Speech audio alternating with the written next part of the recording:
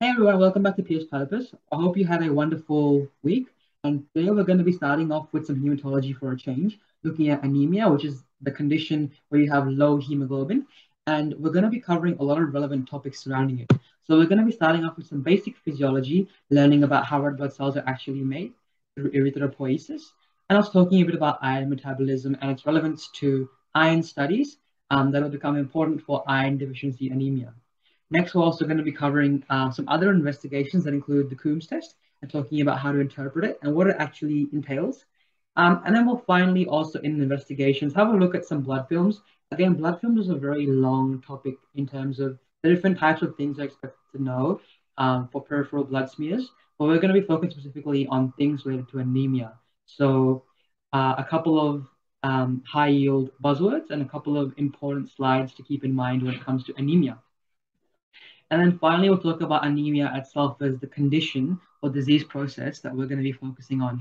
We'll talk about types of anemia, normocytic, microcytic, clinical signs and symptoms very briefly. Again, you'll be covering more about it during your clinical skills lectures when it comes to hematology. And then finally, having a look at a bit of treatment as well for how you treat anemia, which is just going to be one quick slide on that as well. All right, let's come to erythropoiesis. So this process itself can be quite complicated, but I've sort of distilled it down to its bare bone structure, which is important to understand. First off, you start off with the hematopoietic stem cells in your bone marrow. These then become what's called proerythroblasts.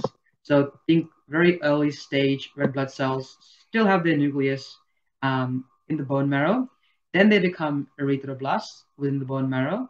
And reticulocytes, which are then going to circulate in the bloodstream.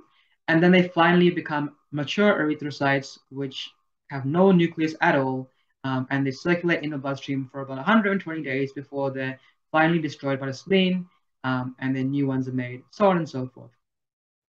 So when it comes to factors that affect erythropoiesis, two really important ones to know are erythropoietin. So these are your kidneys producing erythropoietin, and that's going to, as the name suggests, increase erythropoiesis and therefore red blood cell production. Pretty important when it comes to the context of chronic kidney injury or kidney diseases of any sort, where you're going to have reduced production of erythropoietin and therefore anemia from that. Then you also have thyroid hormones. So these are also going to increase your red blood cell production. And so if you have a deficiency of these, for example, hypothyroidism, you might also have anemia in that situation. Next, we come to a very brief discussion of hemoglobin structure. I'm going to have a look at it. It's very bare bones. So you have your four subunits in hemoglobin. It's made of two alpha chains and two beta chains. Each binds a hemoglobin molecule. So if you have two alphas and two betas, in total you can bind four oxygens. In terms of the important types of hemoglobin to be aware of, you have HbA, which is the adult type. You have HbA and HbA2, which are the two most common types you find in adults. And then you also have HbF, which is the fetal hemoglobin, which is circulating more, as it suggests, in the fetal circulation. And then eventually, as you grow up, it switches to HbA and HbA2. Alrighty. Now we'll come to some more physiology, specifically with iron metabolism. So it's important to understand how your body deals with ions and keeps the levels at how sort of maintains the levels within your body. So we'll talk about absorption first of all. Where does your body get the iron from? And the way your body absorbs dietary iron from your food is through the duodenum and also part of the proximal jejunum. And this process of absorbing iron via the mucosal cells is increased by hepcidin. So that's also an important thing to keep in mind. And another thing to keep in mind here is when it comes to the transport of iron, the Fe2 plus is transported via a protein called ferroportin, because again, we don't just want these ions floating around in the bloodstream and binding to stuff willy-nilly. We have ferroportin there to bind to it and transport it, and then it's deposited as Fe3 plus, and also stored with transferrin in the bone marrow and other areas for the body. All right. When it comes to recycling of iron. This is done, like I said before, mainly by the spleen and liver that digest old red blood cells. Again, about 120 days is the average lifespan of the red blood cell. Once it hits that mark, the blood cells have become quite old at that stage, and they get digested by macrophages within the reticular endothelial system, which is just a fancy way of talking about spleen and liver macrophages that digest red blood cells. And that yields iron that's used to make transferrin, that's used to sort of store with transferrin and keep in the bone marrow for further production in the context of erythropoiesis. In terms of losses of iron, so ways you can lose iron is shedding skin cells that store iron, shedding the mucosa of your gut, so the mucosal cells of your intestine, which store iron as well, and also when you bleed in any shape, way, or form, whether that be through an ulcer, through a bleeding mass, or anything of that sort, or even through menstruation or heavy menstruation, so menorrhagia, that can be a source of loss of iron as well. Where you're losing blood cells and then the iron that's within it as well. All right, now we come to iron studies, which is applying the knowledge from iron metabolism to then the biochemical markers that we look for. So iron studies are a way that we measure and estimate the amount of iron that's carried in the blood and stored in tissues. And there's a couple of measurements that you'll have to be aware of. But probably the most important one is serum ferritin, because when that's low, you have iron deficiency, and when that's high, you have iron overload. So I'd really focus on that one. It's sort of considered the bank savings. It's proportional to the actual amount of iron in your body that's stored in your body. Whereas serum iron is considered loose change because it fluctuates a lot, and it can be easily skewed by things like infection and ingestion. So if you had a lot of iron in your diet, it might make your serum iron look high, when in fact you might not have absorbed a lot of it and stored it properly. So it's not a reliable marker, and it can, I believe, increase in the context of infection, which again makes it less reliable. And so serum iron itself is a very big range that it can exist between. Transferrin, on the other hand, is going to represent the money in your wallet sort of thing, where it's sort of the transport between the bank and where it's going to be used. So it's sort of like your transport of iron, and it's similar to the total iron binding capacity. So what's that? Well, total iron binding capacity, if you think about it, it's how strongly your body wants to bind that iron and use it and keep it. So I think of it as, or it's thought as being the greed your body has for iron and the ability to bind even more iron. So low TIBC corresponds to iron overload because your body has so much iron that it doesn't really have that greed anymore, right? Whereas if you have high greed and high TIBC, it implies your body is low on the iron, and so it's much more greedy for it. So it's pretty easy to understand that as well. In terms of interpretation of these results, you can have a look at the table on the right there. The one again that I want you to focus on is ferritin and total iron binding capacity. In iron deficiency anemia, you're going to have low ferritin because you've got iron deficiency, and you're also going to have high total iron binding capacity because your body wants to hold on to the iron that it's getting and try and counter the iron deficiency that it already has. Alrighty, now we come to the actual Coombs test, which is a test to check blood for antibodies against red blood cells. There's two types, the DAT or direct antiglobulin test and the indirect antiglobulin test. And the way that the direct Coombs test works is it's looking for whether your body is attacking your red blood cells actively. And the way it looks for that is looking for antibodies bound to red blood cells, implying your body is mounting an immune response against your own red blood cells. And so you take a blood sample from the patient and you use anti-human antibodies to check if there is in fact an immune reaction occurring. And if it's positive, it implies some sort of autoimmune hemolytic anemia. In other words, there's an autoimmune process that's going on, causing you to hemolyze and destroy red blood cells and therefore causing an anemia. An indirect Coombs test, however, is useful for looking at your serum. So not your red blood cells, but looking at your serum and seeing if your serum contains antibodies that could cross-react with antibodies you're hoping, with red blood cells you're hoping to inject into the person.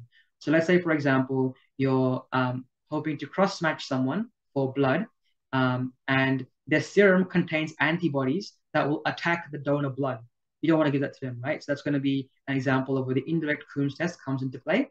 And same for antenatal screening. If there's chance of hemolytic disease of the newborn or HDN with that blood cross reaction, you don't want to give that to the person.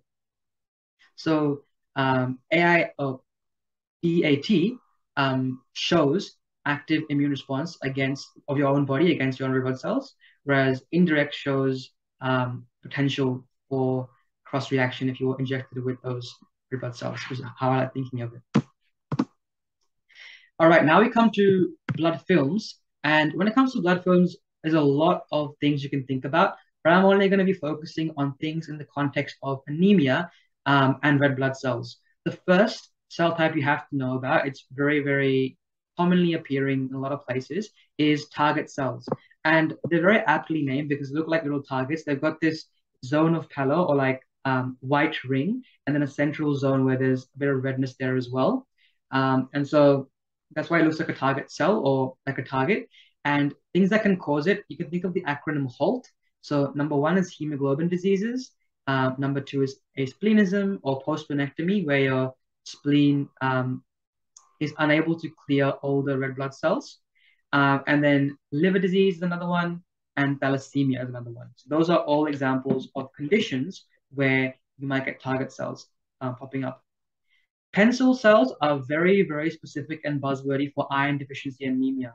Because of the iron deficiency, your blood cells end up becoming this pencil cigar cell shape, also known as erythropoiesis. So you can see them sort of on the film there. Some of the cells are a bit elongated and almost like a rod, and that is your pencil cells.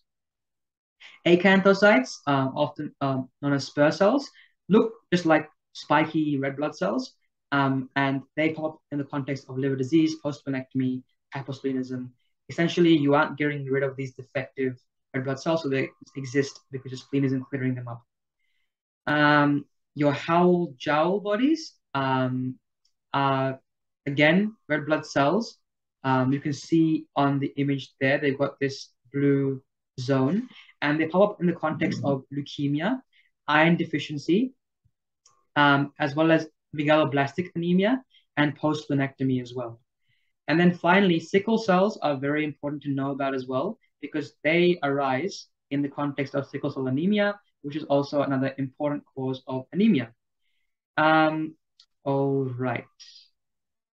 So the dot, by the way, in the Howell jolly bodies or Howell jowl bodies or jolly bodies are actually nuclear remnants as well. So that's what they are inside the blue dots.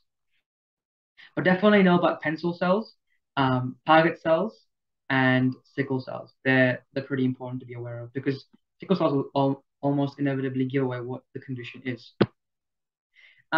Investigations, other sort of blood film investigations include Heinz bodies, and you can have a look on the right there at the bottom, which shows Heinz bodies. Against it, it looks a bit like Howell Jolly bodies, but they're sort of more peripheral blue dots. And this is an indication of G6PD deficiency, and often it leads to bite cells occurring because your macrophages take a bite out of these cells, and it looks literally like a bite's been taken out of the cell. Schistocytes are also known as helmet cells. Some of them characteristically look like helmets, others not so much, but they are, again, pretty buzzwordy for microangiopathic hemolytic anemia, or MAHA. Then you have your spherocytes, and these are, again, leading you to think about autoimmune hemolytic anemia or hereditary spherocytosis, and they just look a lot more globular and less sort of like the characteristic biconcave disc shape of red blood cells. All right, now we come to anemia, a bit of an overview of anemias. Again, anemia refers to a hemoglobin level below normal range. So it depends on your age, sex, and pregnancy. So males have higher values than females. And so that's going to be a factor that will affect what's considered normal, what's considered low. And also depends on whether you're pregnant or not. And in some instances, what your age is as well. So that's an important consideration. And then we come to the actual anemias themselves. We have 3 different types. So microcytic, normocytic, macrocytic. The numbers are fairly easy to remember, not too important to know, but they refer to the mean corpuscular volume, which is within certain ranges. So microcytic less than 80, and then normocytic between 80 and 100, and microcytic more than 100. In terms of knowing which types of anemias fall under it, there's a couple of convenient mnemonics that you'll learn about. So there's TAILS for microcytic, ABCDE for normocytic, and then BARM HP for macrocytic. And we'll come to that in a second. Your B12 and folate deficiency is the characteristic one that's going to be a megaloblastic anemia. So we'll talk about that as well. Another important one is iron deficiency, very, very important to know that. And then we'll talk about the other ones in a bit of detail as well. So when it comes to normocytic anemias, your ABC, you have acute bleeding as your first cause. So when you have blood loss acutely, so that's very rapidly, the body can't immediately compensate for the loss, right? So that red blood cells are still going to be as they are normocytic, but there's going to be fewer of them because you're losing blood. So you're going to have normocytic anemia, easy enough, right? In terms of things you could do for investigations, besides figuring out it's normocytic based on the MCV, you could think of imaging to figure out where the blood's being lost from. Is it from an ulcer in the GI tract? So you do endoscopy of colonoscopy, or is there some other source of blood loss that's not immediately visible? So you might do a CT scan of the body and figure out if there's blood leaking out into the pleura, the pleural space, the peritoneum, or in the pelvis, and then try and get that immediately stabilized. Other things to keep in mind as well is typing and cross-matching, because ultimately, if you're losing a lot of blood, you might want to have some blood on hold so that you can supplement their acute loss of blood and treat their anemia rather than wait till it becomes a lot worse and only then type and cross-match it. So you type and cross-match pretty early on and then decide if you're actually going to use or give blood when you're at that stage. Then you have B for bone marrow failure, also known as aplastic anemia. This is where often drugs, chemicals, and radiation can cause damage to the bone marrow and make it dysfunctional, causing a loss of your progenitor hematopoietic stem cells, and therefore reduced production of all blood cells. So not just anemia, but you're going to have low levels of leukocytes, you're going to have low levels of platelets, thrombocytopenia, leukocytopenia, and therefore you're going to have a normocytic anemia in the early stages and a macrocytic one at later stages. Bone marrow biopsy bloods will show pancytopenia, so low levels of all blood cell types. And bone marrow biopsy will typically show a hypocellular fat-filled marrow, which is quite dry because it's lost all those hemopoietic stem cells. Other things you'll see include increased erythropoietin. So it's sort of your body getting desperate and trying to produce more erythropoietin to increase red blood cell production from already dysfunctional bone marrow. Not going to do much, but it's your body's desperate attempt to try and counter the anemia. And low reticulocytes is also going to be something you'll see because, again, your body's not being able to make red blood cells. So in general, you're not going to be able to make even the early forms of it as well. Chronic disease anemia is basically, there's quite a few different causes of it, but one potential pathway could be that in a chronic disease, if you have chronic inflammation occurring, that can cause your hepcidin levels to rise. And remember what we said about hepcidin as being a factor that will cause decreased iron absorption. I think I might have mentioned it being increasing, but it actually decreases it. So that's why high hepcidin levels can actually inhibit iron absorption and cause an anemia that way. So a quick correction there. I'll add the slides as well later on to reflect that. All right, now we come to the D and E of normocytic anemia. So D is destruction or hemolysis. There's multiple factors in there. None of them, not all of them are important, but some of the important ones include sickle cell. So you just have to know that it's more frequent in sub-Saharan Africa. It's an autosomal recessive condition. And the mutant version of the hemoglobin, the sickle cell cell, is called HBS. And another complication of it is clumping. So if you have clumping of so the sickle cells, because they're an abnormal shape, they are more likely to catch onto blood vessel walls and clump together with each other and agglutinate and sort of form an obstruction that can cause infarction, for example, of the spleen. And that's why you get how jolly bodies. Another thing as well here is it's actually protective against malaria because the change in the cell structure makes it harder for malaria to infect you, your red blood cells. And so that's why it's more common in sub-Saharan Africa. It actually offers a survival advantage in some cases, but it's obviously could be detrimental, especially if you have a high risk of clotting. For example, you're going on a plane trip and you're going to be sitting down for a long period of time, and clots are going to form. It'll be even worse with this. And then you also have G6PD deficiency, common more amongst Mediterranean people. It's X-linked recessive, and it's because of the loss of the enzyme, you actually get an increased oxidative stress that's exacerbated especially by things like fava beans and certain drugs.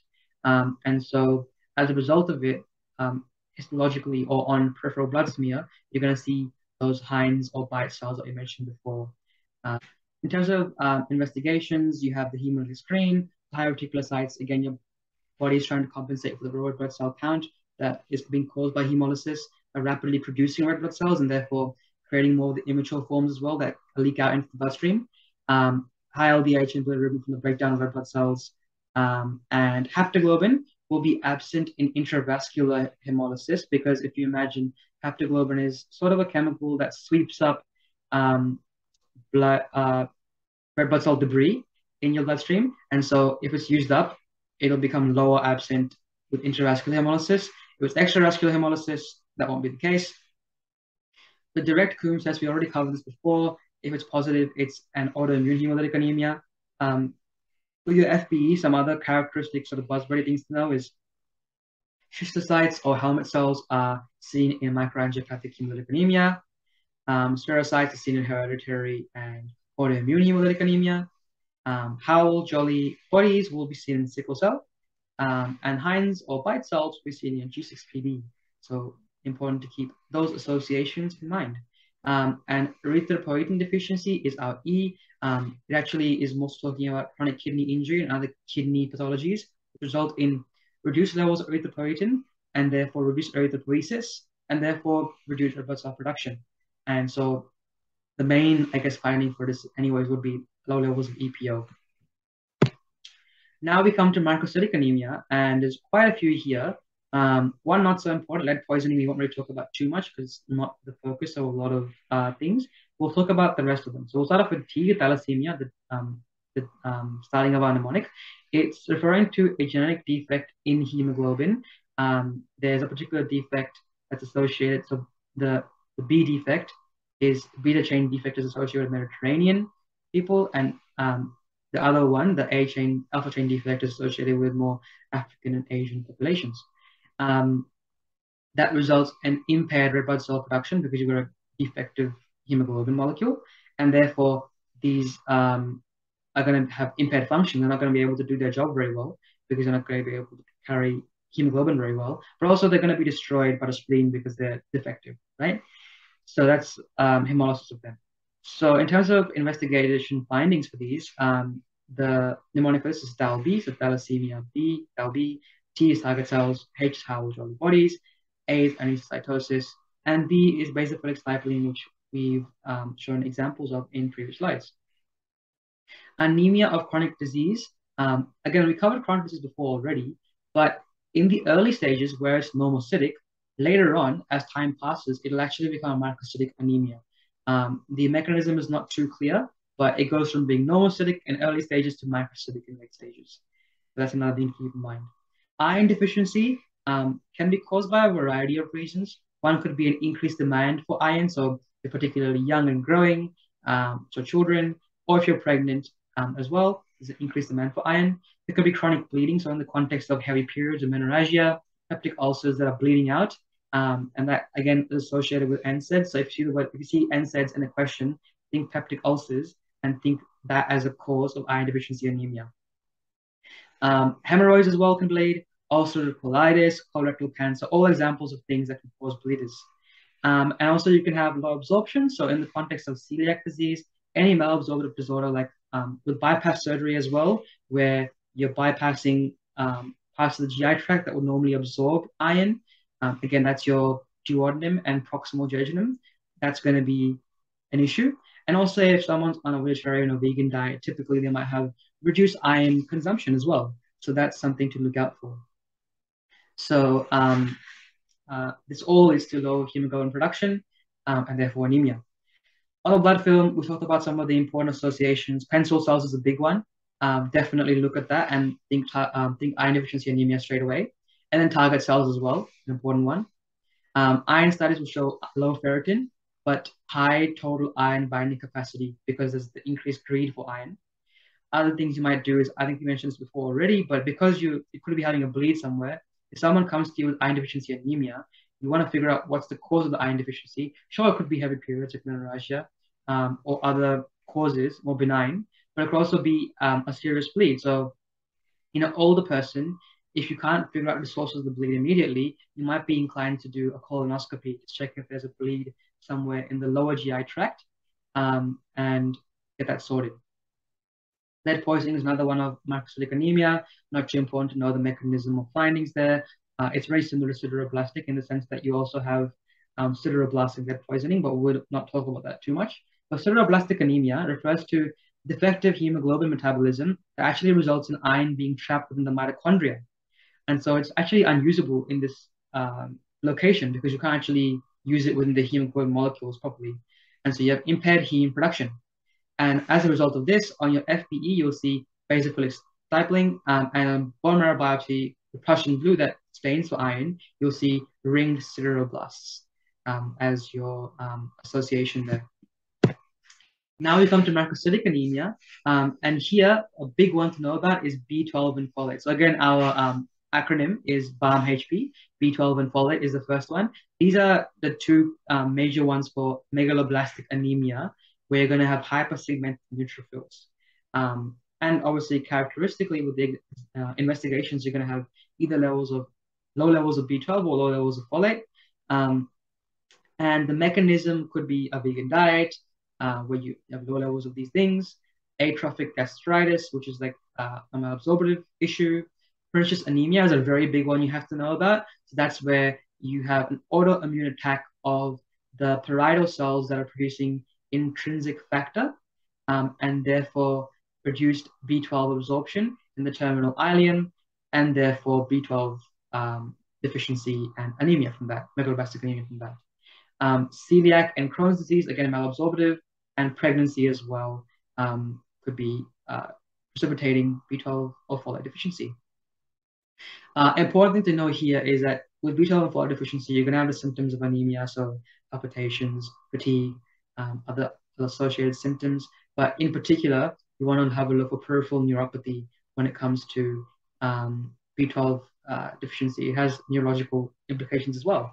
So that's another thing to look out for. And again, you'll learn about clinical relevancies in the clinical skills lecture about the heme exam and heme history. So have a look out for that as well.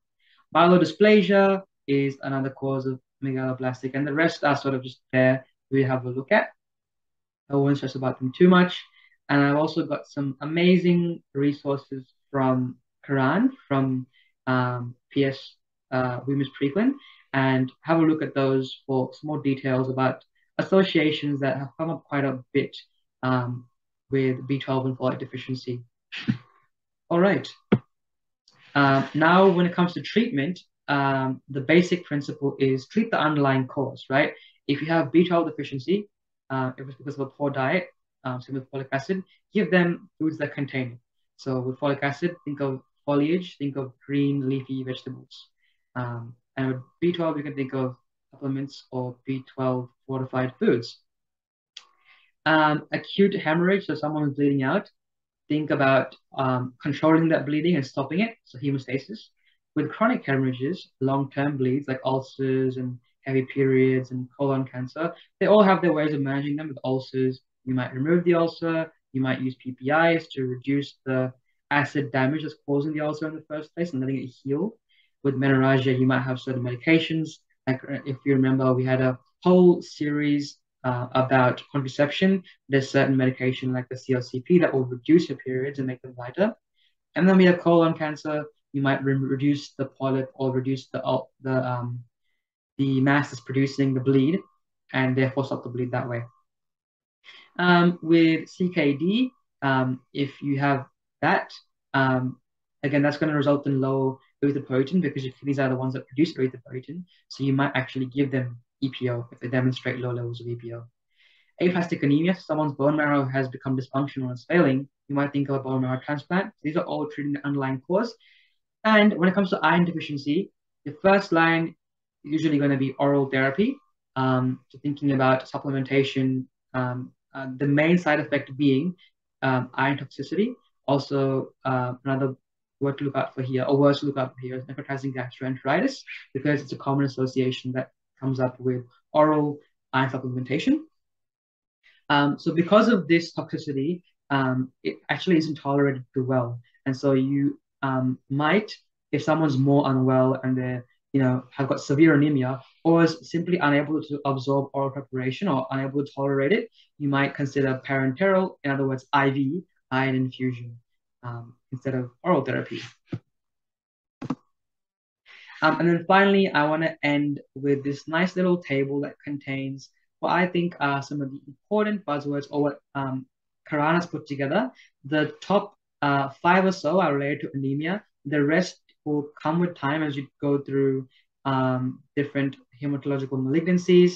But for now, that's it. And if you have any questions, concerns, or feedback, let us know in the comments. So this was sort of a quick whirlwind tour of hematology and anemia. And I hope that all made sense. And we'll see you in the next one.